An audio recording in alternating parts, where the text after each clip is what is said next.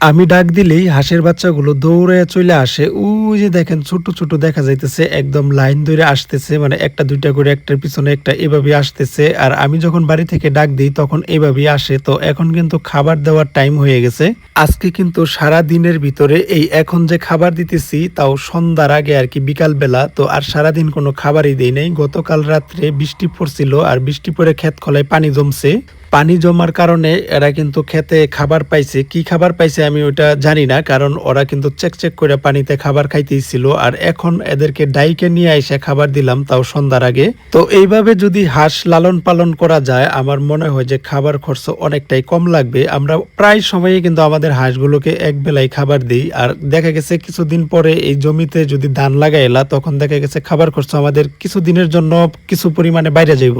তাছাড়াও আমাদের বাড়ির কাছে কিন্তু একটা নদী আছে। আর নদীর পানি এখন অনেকটা স্রোত। আর স্রোত থাকার কারণে আমরা কিছুদিন ছাড়তে পারবো না। যখন নদীর পানি মানে ১ মাস পরে একটু কমে যাইবো গা, স্রোত কমবে তখন নদীতে ছেড়ে দিলে আবার খাবার খরচ কইমা যাবে। হয়তো ১৫-১৬ দিন আমাদের একটু খাবার খরচ বাইরে যাইব।